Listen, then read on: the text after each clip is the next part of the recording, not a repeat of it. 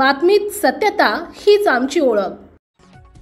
सिंदखेडा येथील तहसील कार्यालयात आज अजब गोष्ट पाहायला मिळाली आहे। ऑनलाईन कागदपत्र जमा करण्यासाठी तहसील कार्यालयाच्या गेटवरच एक टेबल लावलेला असतो।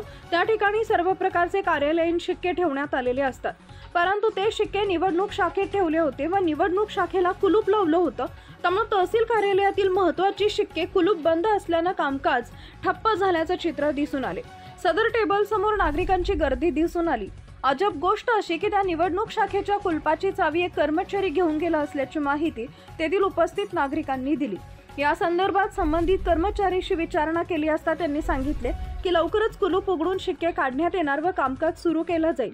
तसेच नायब तहसीलदार यांच्या दालनात नागरिक विचारणा करण्यासाठी गेले असता नायब तहसीलदार अनुपस्थित होते। घड्याळात पाहिलं तर सकाळचे 11 वाजले होते, परंतु अधिकारी अनुपस्थित असल्याने नागरिकांच्या संतप्त प्रतिक्रिया येत होत्या। यात नागरिकांचा वेळ पैसा वाया जात असून त्यामुळे दमछाक होणाऱ्या व आपल्या विविध कामासाठी दूरवरून पायपीट करून येणाऱ्या ग्रामस्थांना नाहक मनस्ताप सहन करावा लागतोय।